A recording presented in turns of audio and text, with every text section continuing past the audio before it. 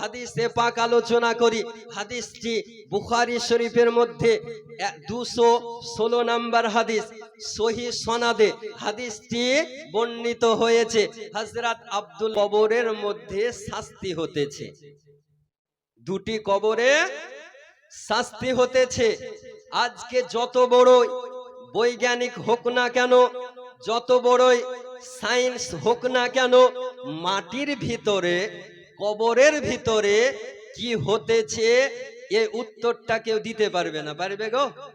যে কবরের মধ্যে কে কি অবস্থায় আছে এটা কেউ বলতে পারবে না। কিন্তু আমার আনিস, এই দুটি কবরের মধ্যে আযাব হতেছে, শাস্তি হতেছে। একজন ব্যক্তি ছিল চুগলখোর।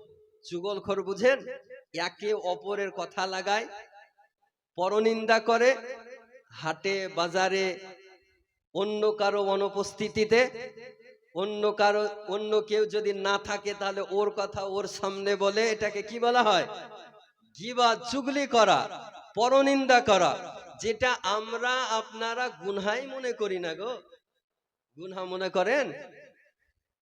প্রতিদিন একে অপরের চুগলি, পরনিন্দা, পরচর্চা করে থাকে, কিন্তু এটা গুনহায়ে কাবিরা। এ চুগলি করা শরীয়তের বিধানে হারাম। চুগলি, গীবাত করাও হারাম, করা যাবে না। তো নবী আমার বলছেন একজন ব্যক্তি চুগলখোর, আর দ্বিতীয় বলছে নবী আমার যে ওই ব্যক্তি পেচ্ছাবের ছিটা থেকে বাঁচত না। আজকে আমাদের ঘরে নওজোয়ান যুবক যারা ইয়াং আছে, দাঁড়িয়ে দাঁড়িয়ে পেচ্ছাব করতে লাগে না? আরম্ভ করে দেয়, গুনহাগুলোকে গুনহা মনেই করে না। আল্লাহু আকবার। তো নবী আমার দুটি কবরকে দর্শন করার পর দুটি কবরের শাস্তি বর্ণনা করলেন। সাহাবে কেরামকে বলেন যে যাও গিয়ে একটি খেজুরের ডাল নিয়ে এসো। কিসের? খেজুরের ডাল নিয়ে এসো। সাহাবে কেরামগণ খেজুরের ডাল নিয়ে আসলেন, আসার পর নবীকে দিলেন। নবী আমার খেজুরের ডালটিকে দু টুকরো করে দুই কবরে রেখে দিলেন। সুবহানাল্লাহ।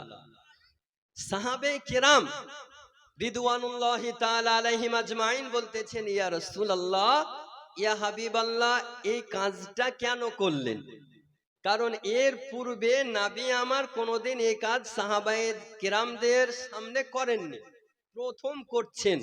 তো সাহাবায়ে কেরাম জিজ্ঞাসা করছেন, আবেদন করছেন যে ইয়া রাসূলুল্লাহ, ইয়া হাবিবাল্লাহ, এই কাজটা কেন করলেন? তো নবী আমার বলেন যে যতক্ষণ পর্যন্ত এই খেজুরের ডাল কাঁচা থাকবে, হারা থাকবে, তাদের কবরের শাস্তি কম নেই। আমি জানি যে গাছেরও প্রাণ রয়েছে, গাছের জান রয়েছে। আজকে আমাদের আপনাদের ঘরের সন্তান স্কুলে গিয়ে সায়েন্স পড়ার পর, বিজ্ঞান পড়ার পর আমাদের ঘরের, আপনাদের ঘরের ছেলে মেয়ে বলতেছে যে গাছেরও প্রাণ রয়েছে, গাছ থেকে মধ্যে জান রয়েছে, তার মধ্যে প্রাণ রয়েছে। কোরআন শরীফ উঠিয়ে দেখুন, রব্বুল আলামিন বলেন সাব্বাহা লিল্লাহি মা ফিস সামাওয়াতি ওয়াল আরদ, আসমান এবং জমিনের মধ্যে যা কিছু রয়েছে সকলে আল্লাহর তাসবিহ পাঠ করেন। আর এই খেজুরের ডাল তার কবরের উপরে যতক্ষণ পর্যন্ত আল্লাহ তাসবিহ পাঠ করবে, তাদের কবরের শাস্তি, আযাব হালকা হতে থাকবে, কম হতে থাকবে। তাহলে আমাদের ঘরের, আপনাদের ঘরের ছেলে মেয়ে এখন স্কুলে গিয়ে বলছে যে গাছেরও প্রাণ আছে, কিন্তু কুরবান জান মুসলমান আজ থেকে 1400 বছর পূর্বে নবী পাক সাল্লাল্লাহু তাআলা আলাইহি ওয়াসাল্লাম মদিনার ধরতি থেকে জগৎবাসীকে মেসেজ দিয়ে গিয়েছেন যে গাছেরও প্রাণ আছে।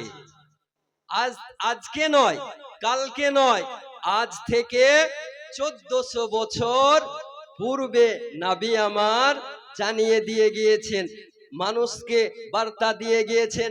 আপনাকে আমি